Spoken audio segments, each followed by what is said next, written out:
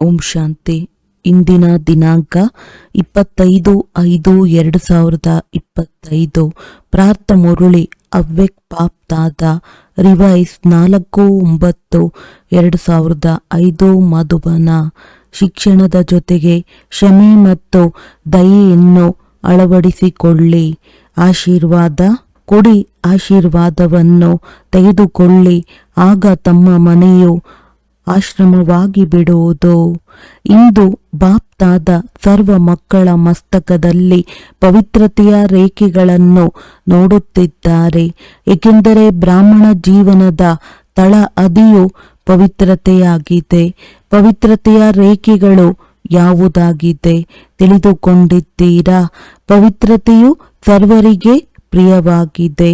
ಪವಿತ್ರತೆಯು ಸುಖ, ಶಾಂತಿ, ಪ್ರೇಮ, ಆನಂದದ ಜನನಿಯಾಗಿದೆ. ಪವಿತ್ರತೆಯು ಮಾನವನ ಸತ್ಯ ಶೃಂಗಾರವಾಗಿದೆ. ಪವಿತ್ರತೆ ಇಲ್ಲವೆಂದರೆ ಮಾನವ ಜೀವನಕ್ಕೆ ಬೆಲೆ ಇಲ್ಲ. ಹೇಗೆ ನೋಡುತ್ತೀರಿ? ದೇವತೆಗಳು ಪವಿತ್ರರಾಗಿದ್ದಾರೆ, ಆದ್ದರಿಂದ ಮಾನನೀಯ ಮತ್ತು ಪೂಜ್ಯನೀಯರಾಗಿದ್ದಾರೆ. ಪವಿತ್ರತೆ ಇಲ್ಲವೆಂದರೆ ಅಂತಹ ಮಾನವ ಜೀವನವನ್ನು ನೀವು ಇಂದು ನೋಡುತ್ತಿದ್ದೀರಿ. ಬಾಪ್ ದಾದಾ ತಾವೆಲ್ಲ ಮಕ್ಕಳಿಗೆ ಬ್ರಾಹ್ಮಣ ಜೀವನದ ಇದೇ ವರದಾನವನ್ನು ಕೊಟ್ಟರು. ಪವಿತ್ರ ಭವ, ಯೋಗಿ ಭವ. ಯಾವ ಆತ್ಮನಲ್ಲಿ ಪವಿತ್ರತೆ ಇದೆಯೋ ಅವರ ಚಲನೆ, ವಲನೆ, ಚೆಹರೆ ಹೊಳೆಯುತ್ತದೆ. ಆದ್ದರಿಂದ ಪವಿತ್ರತೆಯೇ ಜೀವನವನ್ನು ಶ್ರೇಷ್ಠ ಮಾಡುವಂಥದ್ದಾಗಿದೆ. ವಾಸ್ತವದಲ್ಲಿ ತಾವೆಲ್ಲ ಮಕ್ಕಳ ಆದಿ ಸ್ವರೂಪವೇ ಪವಿತ್ರತೆಯಾಗಿದೆ. ಅನಾದಿ ಸ್ವರೂಪವು ಪವಿತ್ರತೆಯಾಗಿದೆ. ಇಂತಹ ಪವಿತ್ರ ಆತ್ಮಗಳ ವಿಶೇಷತೆಗಳೆಂದರೆ ಅವರ ಜೀವನದಲ್ಲಿ ಪವಿತ್ರತೆಯ ವ್ಯಕ್ತಿತ್ವವು ಕಂಡುಬರುತ್ತದೆ. ಪವಿತ್ರತೆಯ ರಿಯಾಲಿಟಿ, ಪವಿತ್ರತೆಯ ರಾಯಲ್ಟಿ ಚಲನೆ ಮತ್ತು ಚೆಹರೆಯಲ್ಲಿ ಕಾಣುತ್ತದೆ. ಈ ರೇಖೆಗಳು ಜೀವನದ ಶೃಂಗಾರವಾಗಿದೆ, ರಿಯಾಲಿಟಿಯಾಗಿದೆ. ನಾನು ಅನಾದಿ ಆದಿರೂಪನಾಗಿದ್ದೇನೆ. ಈ ಸ್ಮೃತಿಯಿಂದ ಸಮರ್ಥನಾಗಿ ಬಿಡುತ್ತಾರೆ. ರಾಯಲ್ಟಿಯಾಗಿದೆ. ಸ್ವಯಂ ಸ್ವಮಾನದಲ್ಲಿದ್ದು ಪ್ರತಿಯೊಬ್ಬರಿಗೆ ಸನ್ಮಾನ ನೀಡಿ ನಡೆಯುವವರು. ಪರ್ಸನಾಲಿಟಿ ಆಗಿದೆ. ಸದಾ ಸಂತುಷ್ಟತೆ ಮತ್ತು ಪ್ರಸನ್ನತೆ. ಸ್ವಯಂ ಸಂತುಷ್ಟ ಮತ್ತು ಅನ್ಯರನ್ನು ಸಂತುಷ್ಟಪಡಿಸುವವರು. ಪವಿತ್ರತೆಯಿಂದ ಬಹಳಷ್ಟು ಪ್ರಾಪ್ತಿಗಳಿವೆ. ಬಾಪ್ ದಾದಾ ತಾವೆಲ್ಲ ಮಕ್ಕಳಿಗೆ ಏನೇನು ಪ್ರಾಪ್ತಿಗಳನ್ನು ಮಾಡಿಸಿದ್ದಾರೆ ಅದನ್ನು ತಿಳಿದುಕೊಂಡಿದ್ದೀರಲ್ಲವೇ? ಎಷ್ಟೊಂದು ಖಜಾನೆಗಳಿಂದ ಸಂಪನ್ನ ಮಾಡಿದ್ದಾರೆ. ಒಂದು ವೇಳೆ ಪ್ರಾಪ್ತಿಗಳನ್ನು ಸ್ಮೃತಿಯಲ್ಲಿಟ್ಟುಕೊಂಡರೆ ಸಂಪನ್ನರಾಗಿ ಬಿಡುವಿರಿ. ಎಲ್ಲದಕ್ಕಿಂತ ಮೊದಲ ಖಜಾನೆಯನ್ನು ಕೊಟ್ಟಿದ್ದಾರೆ, ಜ್ಞಾನದ ಖಜಾನೆ. ಇದರಿಂದ ಜೀವನದಲ್ಲಿರುತ್ತಾ ದುಃಖ, ಅಶಾಂತಿಯಿಂದ ಮುಕ್ತರಾಗಿ ಬಿಡುತ್ತೀರಿ. ವ್ಯರ್ಥ ಸಂಕಲ್ಪ, ನಕಾರಾತ್ಮಕ ಸಂಕಲ್ಪ, ವಿಕಲ್ಪ, ವಿಕರ್ಮದಿಂದ ಮುಕ್ತರಾಗಿ ಬಿಡುತ್ತೀರಿ. ಒಂದು ವೇಳೆ ಯಾವುದೇ ವ್ಯರ್ಥ ಸಂಕಲ್ಪ ಹಾಗೂ ವಿಕಲ್ಪವು ಬಂದರೂ ಸಹ ಜ್ಞಾನದ ಬಲದಿಂದ ವಿಜಯಿಗಳಾಗಿ ಬಿಡುತ್ತೀರಿ. ಎರಡನೆಯ ಖಜಾನೆಯಾಗಿದೆ ನೆನಪು, ಯೋಗ. ಇದರಿಂದ ಶಕ್ತಿಗಳ ಪ್ರಾಪ್ತಿಯಾಗುತ್ತದೆ ಮತ್ತು ಶಕ್ತಿಗಳ ಆಧಾರದಿಂದ ಸರ್ವ ಸಮಸ್ಯೆಗಳನ್ನು, ಸರ್ವ ವಿಘ್ನಗಳನ್ನು ಸಹಜವಾಗಿ ಪಾರು ಮಾಡುತ್ತೀರಿ. ಮೂರನೆಯ ಖಜಾನೆಯಾಗಿದೆ ಧಾರಣೆಗಳ ಖಜಾನೆ. ಇದರಿಂದ ಸರ್ವ ಗುಣಗಳ ಪ್ರಾಪ್ತಿಯಾಗುತ್ತದೆ. ನಾಲ್ಕನೇ ಖಜಾನೆಯಾಗಿದೆ ಸೇವೆಯ ಖಜಾನೆ. ಸೇವೆ ಮಾಡುವುದರಿಂದ ಯಾರ ಸೇವೆ ಮಾಡುತ್ತೀರೋ ಅವರ ಆಶೀರ್ವಾದಗಳು ಸಿಗುತ್ತವೆ. ಖುಷಿಯು ಪ್ರಾಪ್ತಿಯಾಗುತ್ತದೆ. ತಂದೆಯ ಮೂಲಕ ಇಷ್ಟೊಂದು ಖಜಾನೆಗಳು ಮಕ್ಕಳಿಗೆ ಪ್ರಾಪ್ತಿಯಾಗುತ್ತದೆ. ತಂದೆಯು ಎಲ್ಲರಿಗೆ ಒಂದೇ ರೀತಿಯಾಗಿ ಖಜಾನೆಗಳನ್ನು ಕೊಡುತ್ತಾರೆ. ಕೆಲವರಿಗೆ ಕಡಿಮೆ, ಕೆಲವರಿಗೆ ಹೆಚ್ಚು ಕೊಡುವುದಿಲ್ಲ. ಆದರೆ ತೆಗೆದುಕೊಳ್ಳುವುದರಲ್ಲಿ ಅಂತರವಾಗಿ ಬಿಡುತ್ತದೆ. ಕೆಲವು ಮಕ್ಕಳಂತೂ ಖಜಾನೆಗಳನ್ನು ಪ್ರಾಪ್ತಿ ಮಾಡಿಕೊಂಡು ತಿನ್ನುತ್ತಾ, ಕುಡಿಯುತ್ತಾ, ಮಜಾ ಮಾಡುತ್ತಾ, ಮೋಜಿನಲ್ಲಿಯೇ ಎಲ್ಲವನ್ನೂ ಸಮಾಪ್ತಿ ಮಾಡುತ್ತಾರೆ. ಇನ್ನು ಕೆಲವರು ತಿನ್ನುತ್ತಾ, ಕುಡಿಯುತ್ತಾ, ಮೋಜನ್ನಾಚರಿಸುತ್ತಾ ಖಜಾನೆಯನ್ನು ಜಮಾ ಮಾಡಿಕೊಳ್ಳುತ್ತಾರೆ. ಇನ್ನು ಕೆಲವರು ಕಾರ್ಯದಲ್ಲಿ ತೊಡಗಿಸುತ್ತಾರೆ, ಆದರೆ ಇನ್ನೂ ಹೆಚ್ಚಿಸಿಕೊಳ್ಳುತ್ತಾ ಹೋಗುತ್ತಾರೆ. ಹೆಚ್ಚಿಸಿಕೊಳ್ಳುವ ಬೀಗದ ಕೈ ಆಗಿದೆ. ಖಜಾನೆಯನ್ನು ಸ್ವಯಂನ ಪ್ರತಿ ಹಾಗೂ ಅನ್ಯರ ಪ್ರತಿ ಉಪಯೋಗಿಸುವುದು. ಯಾರು ಉಪಯೋಗಿಸುವರೋ ಅವರು ಹೆಚ್ಚಿಸಿಕೊಳ್ಳುತ್ತಾರೆ. ಅಂದಾಗ ತಮ್ಮೊಂದಿಗೆ ತಾವು ಕೇಳಿಕೊಳ್ಳಿ, ಈ ವಿಶೇಷ ಖಜಾನೆಗಳು ಜಮಾ ಆಗಿದೆಯೇ ಏನು ಹೇಳುತ್ತೀರಿ? ಹೌದೋ ಅಥವಾ ಸ್ವಲ್ಪ ಸ್ವಲ್ಪವೋ?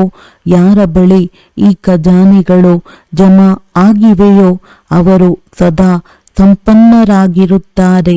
ನೋಡಿ, ಯಾವುದೇ ಪದಾರ್ಥವು ತುಂಬಿದರೆ ಅದು ತುಳುಕುವುದಿಲ್ಲ. ಒಂದು ವೇಳೆ ತುಂಬಿಲ್ಲವೆಂದರೆ ಅದು ತುಳುಕುತ್ತದೆ, ಏರುಪೇರಾಗುತ್ತದೆ. ಯಾವುದೇ ಪದಾರ್ಥವು ಒಂದು ವೇಳೆ ಪೂರ್ಣ ರೀತಿಯಿಂದ ತುಂಬಿಲ್ಲದಿದ್ದರೆ ಅದು ತುಳುಕುತ್ತದೆ. ಹಾಗೆಯೇ ಇಲ್ಲಿಯೂ ಸಹ ಸರ್ವ ಖಜಾನೆಗಳಿಂದ ಸಂಪನ್ನವಾಗಿಲ್ಲವೆಂದರೆ ಏರಿಳಿತಗಳಾಗುತ್ತವೆ. ಅಂದಾಗ ಸದಾ ಈ ನಶೆ ಇರಲಿ.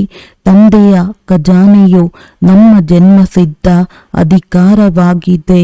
ತಂದೆಯು ಕೊಟ್ಟರು, ತಾವು ತೆಗೆದುಕೊಂಡಿರಿ. ಅಂದ ಮೇಲೆ ಎಲ್ಲ ಖಜಾನೆಗಳು ಯಾರದ್ದಾಯಿತೋ ತಮ್ಮದಾಯಿತಲ್ಲವೇ?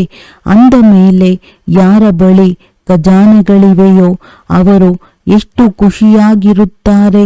ಹೇಗೆ ಚಿಕ್ಕ ರಾಜನಿಗೆ ಮಗು ರಾಜಕುಮಾರನಿರುತ್ತಾರೆಂದರೆ ಅವನಿಗೆ ತಂದೆಯ ಬಳಿ ಏನೇನು ಖಜಾನೆಗಳಿವೆ ಎಂದು ತಿಳಿದಿರುವುದೂ ಇಲ್ಲ. ಆದರೆ ನಮ್ಮ ತಂದೆಯ ಖಜಾನೆಯು ನನ್ನ ಖಜಾನೆಯಾಗಿದೆ ಎಂದು ನಶೆ ಇರುತ್ತದೆ ಮತ್ತು ಖಜಾನೆಯ ಖುಷಿಯಲ್ಲಿರುತ್ತಾರೆ. ಒಂದು ವೇಳೆ ಖುಷಿಯು ಕಡಿಮೆ ಇರುತ್ತದೆ ಎಂದರೆ ಅದಕ್ಕೆ ಕಾರಣವೇನು? ತಂದೆಯಂತೂ ಖಜಾನೆಗಳನ್ನು ಕೊಟ್ಟಿದ್ದಾರೆ, ಕೇಳಿದ್ದೀರಲ್ಲವೇ? ಆದರೆ 1ನೆಯ ಪ್ರಕಾರದವರು ಕೇಳುವವರಾಗಿದ್ದಾರೆ, 2ನೆಯವರು ಅದನ್ನು ಸಮಾವೇಶ ಮಾಡಿಕೊಳ್ಳುವವರಾಗಿದ್ದಾರೆ. ಯಾರು ಸಮಾವೇಶ ಮಾಡಿಕೊಳ್ಳುವರೋ ಅವರು ನಶೆಯಲ್ಲಿರುತ್ತಾರೆ. ಇಂದು ಹೊಸ ಹೊಸ ಮಕ್ಕಳು ಬಂದಿದ್ದೀರಿ. ಬಾಪ್ ದಾದಾ ತಾವು ಭಾಗ್ಯಶಾಲಿ ಮಕ್ಕಳಿಗೆ ತಮ್ಮೆಲ್ಲರ ಭಾಗ್ಯದ ಶುಭಾಶಯಗಳನ್ನು ಕೊಡುತ್ತಿದ್ದೇವೆ. ತಮ್ಮ ಭಾಗ್ಯವನ್ನು ಅರಿತುಕೊಂಡಿರ. ಪರಮಾತ್ಮ ಪ್ರೀತಿ, ಅವಿನಾಶಿ ಪ್ರೀತಿಯು ಕೇವಲ ಒಂದು ಜನ್ಮವಷ್ಟೇ ನಡೆಯುವುದಿಲ್ಲ, ಅನೇಕ ಜನ್ಮಗಳವರೆಗೆ ಸದಾ ಪ್ರೀತಿಯು ಸ್ಥಿರವಾಗಿರುತ್ತದೆ. ಏಕೆಂದರೆ ಈ ನಡೆಯುತ್ತಿರುವ ಸಮಯವೂ ಸಹ ಸಂಗಮ ಯುಗವಾಗಿದೆ. ಈ ಸಂಗಮ ಯುಗವು ಭಾಗ್ಯದ ಯುಗವಾಗಿದೆ. ಸತ್ಯಯುಗಕ್ಕೂ ಭಾಗ್ಯವಂತ ಯುಗವೆಂದು ಹೇಳುತ್ತಾರೆ. ಆದರೆ ವರ್ತಮಾನ ಸಂಗಮ ಯುಗದ ಸಮಯವು ಅದಕ್ಕಿಂತಲೂ ಭಾಗ್ಯವಂತನಾಗಿದೆ. ಏಕೆ? ಈ ಸಂಗಮ ಯುಗದಲ್ಲಿಯೇ ತಂದೆಯ ಮೂಲಕ ಅಖಂಡ ಭಾಗ್ಯದ ವರದಾನ ಆಸ್ತಿಯು ಪ್ರಾಪ್ತಿಯಾಗುತ್ತದೆ. ಅಂದಾಗ ಇಂತಹ ಸಂಗಮ ಯುಗದಲ್ಲಿ ಭಾಗ್ಯವಂತ ಸಮಯದಲ್ಲಿ ತಾವೆಲ್ಲರೂ ತಮ್ಮ ಭಾಗ್ಯವನ್ನು ಪಡೆಯಲು ಬಂದಿದ್ದೀರಿ. ಬಾಪ್ ದಾದಾ ಮಕ್ಕಳಿಗೆ ಒಂದು ಬಹಳ ಸಹಜ ಪುರುಷಾರ್ಥದ ವಿಧಿಯನ್ನು ತಿಳಿಸುತ್ತೇವೆ. ಎಲ್ಲರೂ ಸಹಜವಾದುದನ್ನೇ ಬಯಸುತ್ತೀರಲ್ಲವೇ? ಪರಿಶ್ರಮವಾದುದನ್ನು ಬಯಸುವುದಿಲ್ಲ ಅಲ್ಲವೇ? ಈ ಮಕ್ಕಳಿಗಂತೂ ಭಾಗ್ಯದ ಸಹಜ ವಿಧಿಯು ಸಿಕ್ಕಿದೆ ಎಲ್ಲವೇ? ಎಲ್ಲದಕ್ಕಿಂತ ಸಹಜ ಮತ್ತೇನೂ ಮಾಡಬೇಡಿ. ಕೇವಲ ಒಂದು ಮಾತನ್ನು ಮಾಡಿರಿ. ಒಂದು ಮಾತಂತೂ ಕೇಳುತ್ತೀರಲ್ಲವೇ? ಹೌದು ಎನ್ನಿ ಅಥವಾ ಇಲ್ಲ ಎನ್ನಿರಿ. ಆಯಿತು ಆಂಜಿ ಎಂದು ಹೇಳಿ. ಅಂದಾಗ ಎಲ್ಲದಕ್ಕಿಂತ ಸಹಜ ವಿಧಿಯಾಗಿದೆ. ಎಲ್ಲರಿಗೆ ಯಾರಾದರೂ ಸಿಗಲಿ, ಅದರಿಂದ ಆಶೀರ್ವಾದಗಳನ್ನು ಪಡೆಯಿರಿ ಮತ್ತು ಆಶೀರ್ವಾದಗಳನ್ನು ಕೊಡಿ. ಬಲೆ ಕ್ರೋಧಿಯೇ ಬರಲಿ, ಆದರೆ ತಾವು ಅವರಿಗೂ ಸಹ ಆಶೀರ್ವಾದಗಳನ್ನು ಕೊಡಿ, ಆಶೀರ್ವಾದಗಳನ್ನು ಪಡೆಯಿರಿ. ಏಕೆಂದರೆ ಆಶೀರ್ವಾದಗಳು ತೀವ್ರ ಪುರುಷಾರ್ಥದ ಬಹಳ ಸಹಜ ಯಂತ್ರವಾಗಿದೆ. ಹೇಗೆ ವಿಜ್ಞಾನದಲ್ಲಿ ರಾಕೆಟ್ ಇದೆಯಲ್ಲವೇ? ಇದು ಎಷ್ಟು ಬೇಗನೆ ಕೆಲಸ ಮಾಡಿಬಿಡುತ್ತದೆ. ಅದೇ ರೀತಿ ಆಶೀರ್ವಾದಗಳನ್ನು ಕೊಡಿ ಮತ್ತು ಆಶೀರ್ವಾದಗಳನ್ನು ತೆಗೆದುಕೊಳ್ಳಿ. ಇದು ಸಹ ಮುಂದುವರಿಯಲು ಬಹಳ ಸಹಜವಾದ ಒಂದು ಸಾಧನವಾಗಿದೆ. ಅಮೃತ ವೇಳೆ ತಂದೆಯಿಂದ ಸಹಜ ನೆನಪಿನಿಂದ ಆಶೀರ್ವಾದಗಳನ್ನು ತೆಗೆದುಕೊಳ್ಳಿ ಮತ್ತು ಇಡೀ ದಿನ ಆಶೀರ್ವಾದಗಳನ್ನು ಕೊಡಿ ಮತ್ತು ಆಶೀರ್ವಾದಗಳನ್ನು ತೆಗೆದುಕೊಳ್ಳಿ. ಇದನ್ನು ಮಾಡುತ್ತೀರಲ್ಲವೇ? ಮಾಡಬಲ್ಲಿರ? ಮಾಡುತ್ತೀರೆಂದರೆ ಕೈಯನ್ನೆತ್ತಿರಿ. ಯಾರಾದರೂ ಶಾಪ ಕೊಟ್ಟರೆ ಏನು ಮಾಡುತ್ತೀರಿ? ತಮಗೆ ಪದೇ ಪದೇ ತೊಂದರೆ ಕೊಟ್ಟರೆ ನೋಡಿ, ತಾವು ಪರಮಾತ್ಮನ ಮಕ್ಕಳು, ದಾತನ ಮಕ್ಕಳು, ದಾತನಾಗಿದ್ದೀರಲ್ಲವೇ? ಮಾಸ್ಟರ್ ದಾತನಾಗಿದ್ದೀರಿ ಅಂದಾಗ ದಾತನ ಕೆಲಸವು ಏನಾಗಿರುತ್ತದೆ? ಕೊಡುವುದು. ಆದಾಗ ಎಲ್ಲದಕ್ಕಿಂತ ಒಳ್ಳೆಯ ವಸ್ತು ಆಶೀರ್ವಾದಗಳನ್ನು ಕೊಡುವುದಾಗಿದೆ. ಎಂತಹ ವ್ಯಕ್ತಿಯೇ ಇರಲಿ, ಆದರೆ ತಮ್ಮ ಸಹೋದರ ಸಹೋದರಿಯೇ ಅಲ್ಲವೇ? ಪರಮಾತ್ಮನ ಮಕ್ಕಳು, ಸಹೋದರ ಸಹೋದರಿಯರಾಗಿದ್ದೀರಲ್ಲವೇ? ಅಂದಾಗ ಪರಮಾತ್ಮನ ಮಗುವಾಗಿದ್ದಾರೆ, ನನ್ನ ಈಶ್ವರಿಯ ಸಹೋದರನಾಗಿದ್ದಾರೆ, ಈಶ್ವರಿಯ ಸಹೋದರಿಯಾಗಿದ್ದಾರೆ. ಅವರಿಗೇನು ಕೊಡುತ್ತೀರಿ? ಶಾಪ ಕೊಡುತ್ತೀರಾ? ತಂದೆಯಿಂದಾದರೂ ಶಾಪ ಕೊಡುತ್ತಾರೆಯೇ? ಕೊಡುವರೆ? ಹೌದು ಅಥವಾ ಇಲ್ಲ ಎನ್ನಿರಿ. ಬಹಳ ಖುಷಿಯಾಗಿರುತ್ತೀರಿ.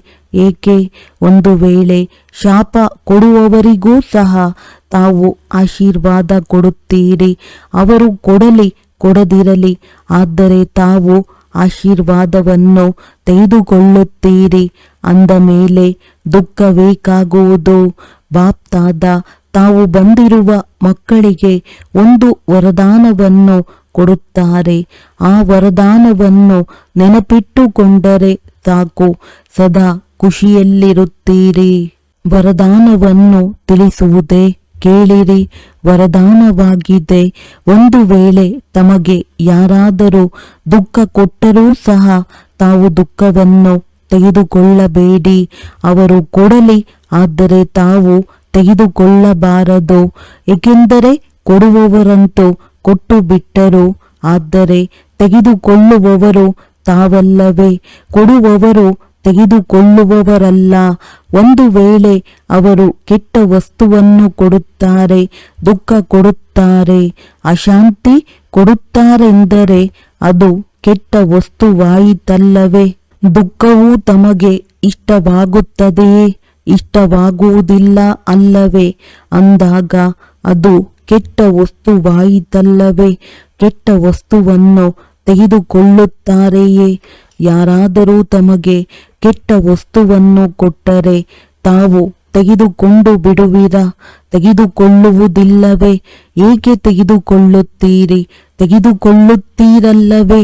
ಒಂದು ವೇಳೆ ದುಃಖವನ್ನು ತೆಗೆದುಕೊಳ್ಳುತ್ತೀರೆಂದರೆ ಯಾರು ದುಃಖಿಯಾಗುತ್ತಾರೆ? ತಾವಾಗುತ್ತೀರೋ ಅಥವಾ ಅವರಾಗುತ್ತಾರೋ? ತೆಗೆದುಕೊಳ್ಳುವವರು ಹೆಚ್ಚು ದುಃಖಿಯಾಗುತ್ತಾರೆ. ಒಂದು ವೇಳೆ ಈಗಿನಿಂದ ತೆಗೆದುಕೊಳ್ಳುವುದಿಲ್ಲವೇ? ಅರ್ಥ ದುಃಖವಂತೂ ದೂರವಾಯಿತು. ತೆಗೆದುಕೊಳ್ಳುವುದಿಲ್ಲ ಅಲ್ಲವೇ? ಮತ್ತು ತಾವು ದುಃಖದ ಬದಲು ಅವರಿಗೆ ಸುಖ ಕೊಡುತ್ತೀರೆಂದರೆ ಆಶೀರ್ವಾದವು ಸಿಕ್ಕಿತಲ್ಲವೇ? ಆಗ ಸುಖಿಯಾಗಿರುತ್ತೀರಿ ಮತ್ತು ಆಶೀರ್ವಾದದ ಖಜಾನೆಯು ಸಂಪನ್ನವಾಗುತ್ತಾ ಹೋಗುವುದು. ಪ್ರತಿ ಆತ್ಮನಿಂದ ಅವರು ಎಂಥವರೇ ಆಗಿರಲಿ, ತಾವು ಆಶೀರ್ವಾದಗಳನ್ನು ತೆಗೆದುಕೊಳ್ಳಿ. ಶುಭ ಭಾವನೆ, ಶುಭ ಕಾಮನೆಯನ್ನಿಡಿ. ಕೆಲವೊಮ್ಮೆ ಏನಾಗುತ್ತದೆ? ಯಾರಾದರೂ ಅಂತಹ ಕೆಲಸ ಮಾಡುತ್ತಾರೆಂದರೆ ಅವರಿಗೆ ಶಿಕ್ಷಣ ಕೊಡುವ ಪ್ರಯತ್ನ ಪಡಿ. ಇವರನ್ನು ಸರಿಪಡಿಸೋಣ ಎಂದು ಶಿಕ್ಷಣ ಕೊಡುತ್ತೀರಿ. ಶಿಕ್ಷಣ ಕೊಡಿ, ಆದರೆ ಶಿಕ್ಷಣ ಕೊಡುವ ಸರ್ವೋತ್ತಮ ವಿಧಿ ಎಂದರೆ ಕ್ಷಮೆಯ ರೂಪವಾಗಿ ಶಿಕ್ಷಣ ಕೊಡಿ. ಕೇವಲ ಶಿಕ್ಷಣ ಕೊಡಬೇಡಿ, ದಯೆ ಕ್ಷಮೆಯನ್ನೂ ಮಾಡಿ ಮತ್ತು ಶಿಕ್ಷಣವನ್ನು ಕೊಡಿ. 2 ಶಬ್ದಗಳನ್ನು ನೆನಪಿಟ್ಟುಕೊಳ್ಳಿ: ಶಿಕ್ಷಣ ಮತ್ತು ಕ್ಷಮೆ, ದಯೆ. ಒಂದು ವೇಳೆ ದಯೆ ಹೃದಯಿಯಾಗಿ ಅವರಿಗೆ ಶಿಕ್ಷಣ ಕೊಡುತ್ತೀರೆಂದರೆ ತಮ್ಮ ಶಿಕ್ಷಣವನ್ನು ಕೆಲಸ ಮಾಡುವುದು. ಒಂದು ವೇಳೆ ದಯಾ ಹೃದಯಿಯಾಗಿ ಕೊಡುವುದಿಲ್ಲವೆಂದರೆ ನಿಮ್ಮ ಶಿಕ್ಷಣವನ್ನು ಒಂದು ಕಿವಿಯಿಂದ ಕೇಳುತ್ತಾರೆ, ಇನ್ನೊಂದು ಕಿವಿಯಿಂದ ಹೊರಟು ಹೋಗುತ್ತದೆ. ಶಿಕ್ಷಣವು ಧಾರಣೆಯಾಗುವುದಿಲ್ಲ, ಹೌದಲ್ಲವೇ? ಅನುಭವವಿದೆಯೇ? ತಾವೂ ಸಹ ಯಾರಿಗೂ ಶಿಕ್ಷಕರಾಗುವುದಿಲ್ಲ ತಾನೆ. ಶಿಕ್ಷಕರಾಗಲು ಬಹಳ ಬೇಗನೆ ಬರುತ್ತದೆ. ಆದರೆ ಕ್ಷಮೆ ಮಾಡುವುದು 2 ಜೊತೆ ಇರಬೇಕು. ಈಗಿನಿಂದ ದಯೆ ತೋರಿಸುವ ವಿಧಿಯಾಗಿದೆ ಶುಭ ಭಾವನೆ, ಶುಭ ಕಾಮನೆ. ಶುಭ ಭಾವನೆ ಹೇಗೆ ಹೇಳುತ್ತೀರಲ್ಲವೇ? ಸತ್ಯ ಪ್ರೀತಿಯು ಕಲ್ಲನ್ನು ಕರಗಿಸಿ ಬಿಡುತ್ತದೆ.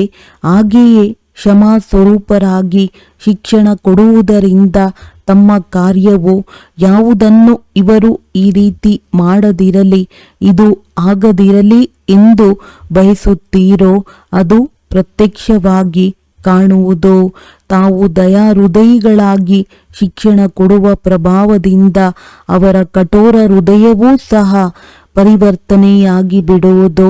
ಅಂದಾಗ ಯಾವ ವರದಾನ ಸಿಕ್ಕಿತು?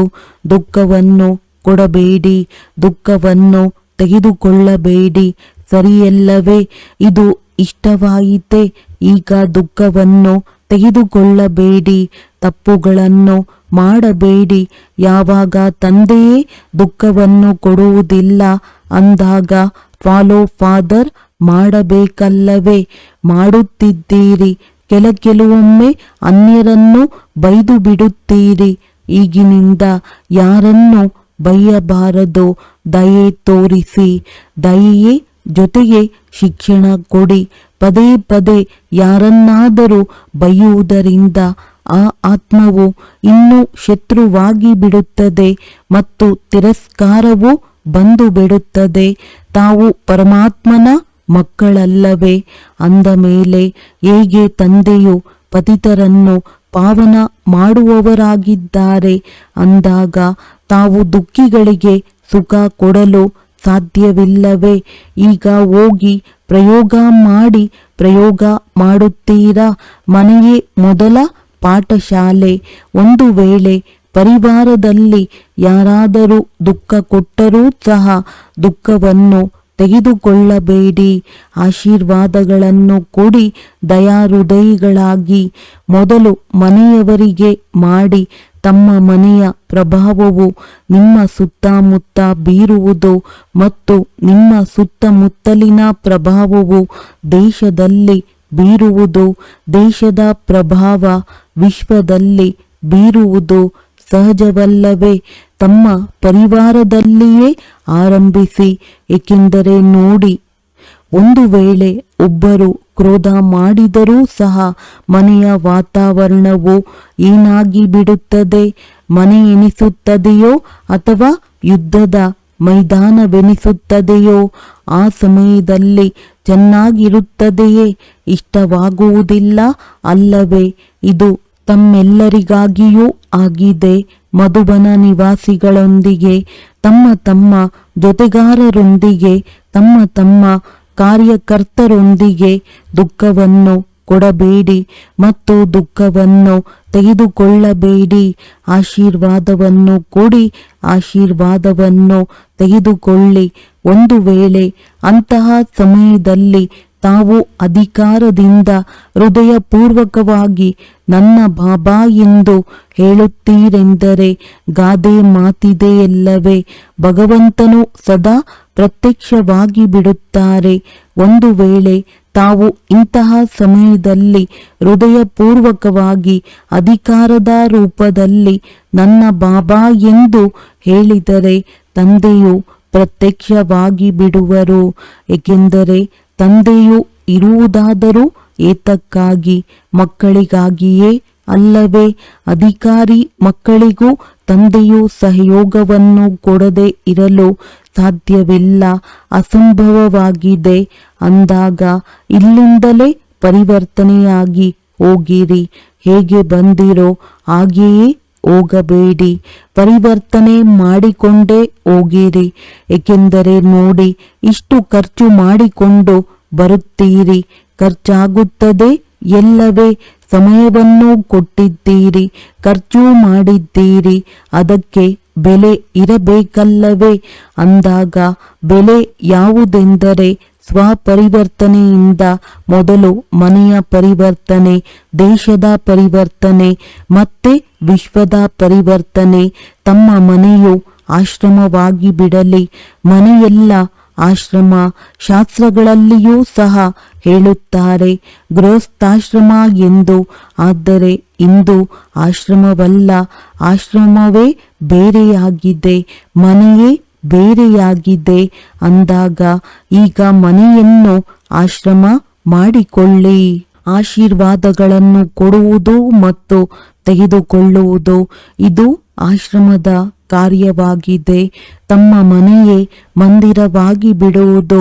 ಮಂದಿರದಲ್ಲಿ ಮೂರ್ತಿಯು ಏನು ಮಾಡುವುದು? ಆಶೀರ್ವಾದಗಳನ್ನು ಕೊಡುತ್ತದೆ ಎಲ್ಲವೇ. ಮೂರ್ತಿಯ ಮುಂದೆ ಹೋಗಿ ಏನು ಹೇಳುತ್ತಾರೆ? ಆಶೀರ್ವಾದ ಕೊಡಿ ಎಂದು, ದಯೆ ತೋರಿಸಿ, ದಯೆ ತೋರಿಸಿ ಎಂದು ಕೂಗುತ್ತಾರೆ. ಅಂದ ಮೇಲೆ ತಾವೂ ಸಹ ಏನು ಮಾಡಬೇಕಾಗಿದೆ? ಆಶೀರ್ವಾದ ಕೊಡಬೇಕು. ಈಶ್ವರಿಯ ಪ್ರೀತಿಯನ್ನು ಕೊಡಿ, ಆತ್ಮಿಕ ಪ್ರೀತಿಯನ್ನು ಕೊಡಿ. ಶರೀರದ ಪ್ರೀತಿಯಲ್ಲ, ಆತ್ಮಿಕ ಪ್ರೀತಿ. ಇಂದು ಪ್ರೀತಿ ಇದ್ದರೂ ಸಹ ಅದು ಸ್ವಾರ್ಥದ ಪ್ರೀತಿಯಾಗಿದೆ. ಸತ್ಯ ಹೃದಯದ ಪ್ರೀತಿ ಇಲ್ಲ. ಸ್ವಾರ್ಥವಿದ್ದಾಗ ಪ್ರೀತಿ ಕೊಡುತ್ತಾರೆ, ಬೇಕಿಲ್ಲದಿದ್ದಾಗ ನೋಡುವುದೂ ಇಲ್ಲ. ಅಂದ ಮೇಲೆ ತಾವೇನು ಮಾಡುತ್ತೀರಿ? ಆತ್ಮಿಕ ಪ್ರೀತಿಯನ್ನು ಕೊಡಿ, ಆಶೀರ್ವಾದ ಕೊಡಿ. ದುಃಖವನ್ನು ಕೊಡಬೇಡಿ ಮತ್ತು ತೆಗೆದುಕೊಳ್ಳಲು ಬೇಡಿ. ನೋಡಿ, ತಮಗೆ ಅವಕಾಶ ಸಿಕ್ಕಿದೆ. ಬಾಪ್ ತಾದಾರವರಿಗೂ ಖುಷಿ ಇದೆ. ಇಷ್ಟು ಮಂದಿ ಯಾರೆಲ್ಲರೂ ಬಂದಿದ್ದೀರೋ ತಮ್ಮೆಲ್ಲರ ಮನೆಯು ಆಶ್ರಮವಾಗುತ್ತದೆ ಎಲ್ಲವೇ. ಮಾಡುತ್ತೀರಲ್ಲವೇ? ಪಕ್ಕ ಅಥವಾ ಸ್ವಲ್ಪ ಸ್ವಲ್ಪ ಕಚ್ಚಾ ಇದೆಯೇ? ಯಾರು ತಿಳಿಯುತ್ತೀರಿ?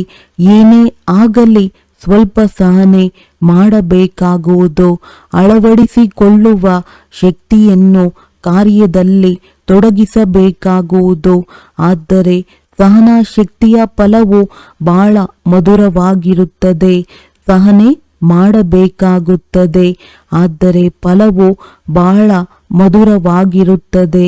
ಅಂದಾಗ ನಾವು ಮನೆಯನ್ನು ಸ್ವರ್ಗವನ್ನಾಗಿ ಮಾಡುತ್ತೇವೆ, ಮಂದಿರವನ್ನಾಗಿ ಮಾಡುತ್ತೇವೆ, ಆಶ್ರಮವನ್ನಾಗಿ ಮಾಡುತ್ತೇವೆಂದು ಯಾರು ಪಕ್ಕಾ ಪ್ರತಿಜ್ಞೆ ಮಾಡುತ್ತೀರೋ ಅವರು ಕೈ ಎತ್ತಿ ತೋರ್ಪಡಿಕೆಗೆ ಎತ್ತಬೇಡಿ. ಏಕೆಂದರೆ ಬಾಪ್ ತಾದ ಲೆಕ್ಕವನ್ನು ತೆಗೆದುಕೊಳ್ಳುತ್ತಾರಲ್ಲವೇ. ಅನ್ಯರನ್ನು ನೋಡಿ ಎತ್ತಬೇಡಿ. ಸತ್ಯವಾದ ಮನಸ್ಸಿನ ಕೈ ಅರ್ಥಾತ್ ಮನಸ್ಸಿನಿಂದ ಕೈಯನ್ನೆತ್ತಿರಿ. ಒಳ್ಳೆಯದು ದಾದಿಯರೇ, ಇವರಿಗೆ ಇದಕ್ಕಾಗಿ ಯಾವ ಬಹುಮಾನ ಕೊಡುತ್ತೀರಿ ಹೇಳಿ? ಇಷ್ಟೊಂದು ಮನೆಗಳು ಮಂದಿರವಾಗಿ ಬಿಟ್ಟರೆ ಅವರಿಗೆ ತಾವು ಯಾವ ಬಹುಮಾನ ಕೊಡುವಿರಿ? ತಮ್ಮ ಮನೆಯವರನ್ನು ಕರೆದುಕೊಂಡು ಬರಬೇಕು. ಇದಂತೂ ಬಹುಮಾನವನ್ನು ಕೊಟ್ಟಿದ ಆಗಲ್ಲ. ಇದು ಕೇವಲ ಕರ್ತವ್ಯವನ್ನು ತಿಳಿಸಿದ್ದೀರಿ. ಬಾಪ್ ತಾದ ಏನು ಹೇಳುತ್ತಾರೆಯೋ ಅದರಂತೆ ಮಾಡುತ್ತೀರಿ. ನೋಡಿ, ಬಹುಮಾನವಂತೂ ತಮಗೆ ಸಿಕ್ಕಿಬಿಡುವುದು ಏನು ದೊಡ್ಡ ಮಾತಲ್ಲ. ಆದರೆ ಹೇಳುವುದೇ ತಾವು ಹೋದ ನಂತರ ತಮ್ಮ ಧಾರಣೆಯಿಂದ ಪರಿವರ್ತನೆ ಮಾಡಿಕೊಳ್ಳಿ ಮತ್ತು 15 ದಿನಗಳ ನಂತರ, ತಿಂಗಳಿನ ನಂತರ ತಮ್ಮ ಫಲಿತಾಂಶವನ್ನು ಬರೆಯಿರಿ. ಯಾರು 1 ಮಾಸವಾದರೂ ದುಃಖವನ್ನು ಕೊಡುವುದಿಲ್ಲ, ತೆಗೆದುಕೊಳ್ಳುವುದಿಲ್ಲವೋ ಅವರಿಗೆ ಬಹಳ ಒಳ್ಳೆಯ ಬಹುಮಾನವನ್ನು ಕೊಡುತ್ತೇವೆ. ಒಂದು ವೇಳೆ ತಾವು ಬಂದರೆ ಶುಭಾಶಯಗಳು. ಬರಲು ಆಗಲಿಲ್ಲವೆಂದರೂ ಸಹ ನಿಮ್ಮ ಸ್ಥಳೀಯ ಸೇವಾ ಕೇಂದ್ರಗಳಿಗೆ ಕಳುಹಿಸುತ್ತೇವೆ. 4 ಕಡೆಯ ಪರಮಾತ್ಮನ ಪ್ರೀತಿಯ ಅಧಿಕಾರಿ ಮಕ್ಕಳಿಗೆ 4 ಕಡೆಯ ಸರ್ವ ಖಜಾನೆಗಳಿಂದ ಸಂಪನ್ನ, ನಿರ್ವಿಘ್ನ, ನಿರ್ವಿಕಲ್ಪ, ನಿರ್ವ್ಯರ್ಥ ಸಂಕಲ್ಪದಲ್ಲಿರುವಂತಹ ಶ್ರೇಷ್ಠಾತ್ಮಗಳಿಗೆ ಜೊತೆಗೆ ಸರ್ವ ಪರಿವರ್ತನೆ ಮಾಡಿಕೊಳ್ಳುವಂತಹ ಮತ್ತು ಮಾಡಿಸುವಂತಹ ಒಲವು ಉತ್ಸಾಹದಲ್ಲಿ ಆರುವಂತಹ ಮಕ್ಕಳಿಗೆ ಜೊತೆಗೆ ಬಾಪ್ತಾದಾರವರಿಗೆ ಸತ್ಯ ಹೃದಯದ ಸಮಾಚಾರವನ್ನು ನೀಡಿದಂತಹ ಸತ್ಯ ಹೃದಯವಂತ ಮಕ್ಕಳಿಗೆ ವಿಶೇಷ ಹೃದಯ ರಾಮರೂಪದಲ್ಲಿ, ತಂದೆಯ ರೂಪದಲ್ಲಿ, ಶಿಕ್ಷಕನ ರೂಪದಲ್ಲಿ, ಸದ್ಗುರುವಿನ ರೂಪದಲ್ಲಿ ಪದಮ ಗುಣ ನೆನಪು, ಪ್ರೀತಿ ಹಾಗೂ ನಮಸ್ತೆ. ವರದಾನ: ಅಲೆದಾಡುತ್ತಿರುವ ಆತ್ಮಗಳಿಗೆ ಯಥಾರ್ಥ ಗುರಿ ತೋರಿಸುವಂತಹ ಚೈತನ್ಯ ಲೈಟ್ ಮೈಟ್ ಹೌಸ್ ಭವ. ಯಾವುದೇ ಅಲೆದಾಡುತ್ತಿರುವ ಆತ್ಮಗಳಿಗೆ ಯಥಾರ್ಥ ಗುರಿ ತೋರಿಸುವುದಕ್ಕಾಗಿ ಚೈತನ್ಯ ಲೈಟ್ ಮೈಟ್ ಹೌಸ್ ಆಗಿ. ಅದಕ್ಕಾಗಿ 2 ಮಾತುಗಳ ಬಗ್ಗೆ ಗಮನ ಕೊಡಿ. 1. ಪ್ರತಿ ಆತ್ಮದ ಇಚ್ಛೆಯನ್ನು ಕಂಡು ಹಿಡಿಯಬೇಕು. ಹೇಗೆ? ಯೋಗ್ಯ ಡಾಕ್ಟರ್ ಎಂದು ಯಾರಿಗೆ ಹೇಳಲಾಗುತ್ತದೆ ಎಂದರೆ ಯಾರು ನಾಡಿಯನ್ನು ತಿಳಿದಿರುತ್ತಾರೆ. ಇಂತಹ ಕಂಡು ಹಿಡಿಯುವ ಶಕ್ತಿಯನ್ನು ಸದಾ ಉಪಯೋಗಿಸಬೇಕಿದೆ. ಸದಾ ತಮ್ಮ ಬಳಿ ಸರ್ವ ಖಜಾನೆಗಳ ಅನುಭವವನ್ನು ಕಾಯಂ ಆಗಿಟ್ಟುಕೊಳ್ಳಬೇಕಿದೆ. ಸದಾ ಇದೇ ಲಕ್ಷ್ಯವನ್ನಿಟ್ಟುಕೊಳ್ಳಿ. ಹೇಳುವುದೊಂದೇ ಅಲ್ಲ, ಆದರೆ ಸರ್ವ ಸಂಬಂಧಗಳ ಸರ್ವ ಶಕ್ತಿಗಳ ಅನುಭವ ಮಾಡಬೇಕು. ಸ್ಲೋಗನ್: ಬೇರೆಯವರನ್ನು ಸರಿ ಮಾಡುವ ಬದಲು ಒಬ್ಬ ತಂದೆಯ ಜೊತೆ ಸರಿಯಾದ ಸಂಬಂಧ ಜೋಡಿಸಿಕೊಳ್ಳಿ. ಅವ್ಯಕ್ತ ಸೂಚನೆ: ಆತ್ಮಿಕ ಘನತೆ ಮತ್ತು ಪವಿತ್ರತೆಯ ವ್ಯಕ್ತಿತ್ವವನ್ನು ಧಾರಣೆ ಮಾಡಿ. ತಮ್ಮ ನಿಜಿ ಸ್ವರೂಪ ಅಥವಾ ವರದಾನಿ ಸ್ವರೂಪ ಸದಾ ಸ್ಮೃತಿ ಇದ್ದರೆ ಅಪವಿತ್ರತೆ ಮತ್ತು ವಿಸ್ಮೃತಿಯ ಹೆಸರು ಲಕ್ಷಣ ಸಮಾಪ್ತಿ ಆಗಿಬಿಡುತ್ತದೆ. ವಿಸ್ಮೃತಿ ಅಥವಾ ಅಪವಿತ್ರತೆ ಏನು ಎನ್ನುವುದರ ಈಗ ಅವಿದ್ಯೆಯಾಗಬೇಕು. ಏಕೆಂದರೆ ಈ ಸಂಸ್ಕಾರ ಅಥವಾ ಸ್ವರೂಪ ನಿಮ್ಮದಲ್ಲ, ಆದರೆ ನಿಮ್ಮ ಪೂರ್ವ ಜನ್ಮದಾಗಿತ್ತು. ಈಗ ನೀವು ಬ್ರಾಹ್ಮಣರಾಗಿದ್ದೀರಿ. ಇದಂತೂ ಶೂದ್ರರ ಸಂಸ್ಕಾರ ಅಥವಾ ಸ್ವರೂಪವಾಗಿದೆ. ಹೀಗೆ ನಿಮ್ಮಿಂದ ಭಿನ್ನ ಅರ್ಥಾತ್ ಬೇರೆಯವರ ಸಂಸ್ಕಾರ ಅನುಭವವಾಗುವುದು. ಇದಕ್ಕೆ ಹೇಳಲಾಗುತ್ತದೆ ಭಿನ್ನರು ಮತ್ತು ಪ್ರಿಯರು. ಒಳ್ಳೆಯದು. ಓಂ ಶಾಂತಿ.